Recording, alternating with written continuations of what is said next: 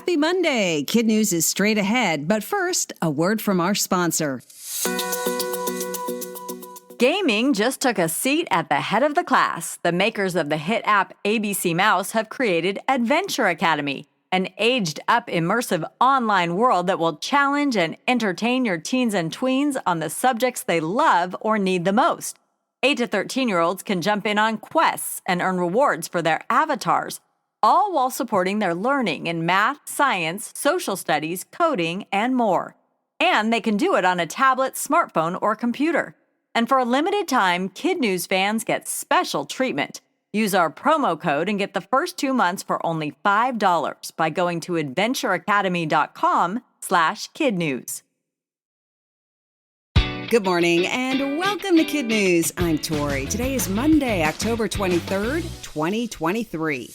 And we begin with a 14-year-old student from Virginia creating quite a lather with his big win as America's top young scientist. Hemant Bakela of Annandale invented a soap that treats skin cancer, which is the most common form of cancer in the U.S. His bubbles cleaned up at this year's 3M contest competition, earning him bragging rights and a $25,000 prize. Hemant is in the process of getting a provisional patent for his product, which costs only $8.50 a bar to produce, far more affordable than current treatments, and intends to use his winnings to start a nonprofit that will help get the soap in the hands of the people and communities that need it most.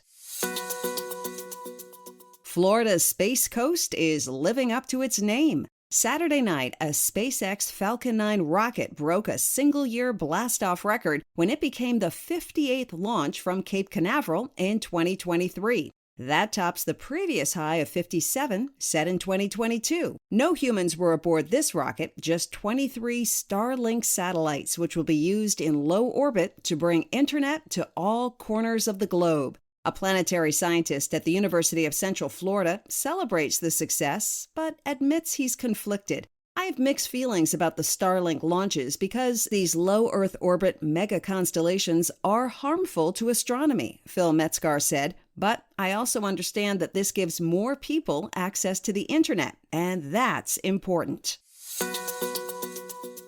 Life-saving food, water, and medicine has made it into Gaza. A convoy of 20 trucks rolled across the border from Egypt on Saturday, then 19 more yesterday, according to Reuters. While helpful and welcome, humanitarian agencies say a continuous stream of at least 100 trucks a day is what's needed for the region's 2 million residents. Thousands of pounds of additional aid is reportedly positioned near the border, with charitable agencies just waiting for the green light to distribute it.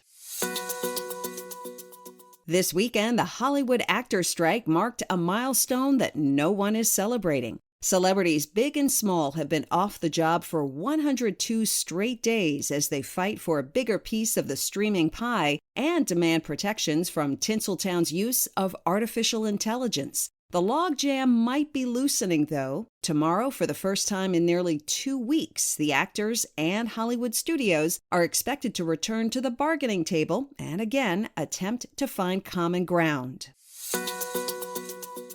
You won't remember a time when you could escort friends and relatives right to their gate before a flight or greet them the moment they arrived, but your parents might. The practice has been banned ever since security tightened in the wake of 9/11, but now it's trickling back. On November 1st, Philadelphia International Airport will debut Wingmate, a program that allows people who aren't traveling to apply for passes that get them through security in the domestic section of the airport. According to CNN, Tulsa, Detroit, Seattle, and New Orleans are among the other American airports also giving it a try. In sports news, an Aussie woman is now the first swimmer with a backstroke hat trick. Kaylee McEwen broke the world record in the 50 this weekend in Budapest, Hungary, with a time of 26.86 seconds to beat the previous record of 26.98. That adds to the other world record she currently holds in the 100-meter and 200-meter backstroke. And it's Celebration Day for the Vegas Aces. Late this afternoon in downtown Las Vegas, the women's basketball champions will parade and party with fans after defeating the New York Liberty in a thrilling down-to-the-buzzer win last week. The victory makes them the first team in the league to earn back-to-back titles since the LA Sparks in 2002. Kickoff for the festivities is at 5 p.m. Still to come, why the next mayor of Anchorage, Alaska might prefer milk bones to meetings and walks over talks. But first, our KidNuz quiz.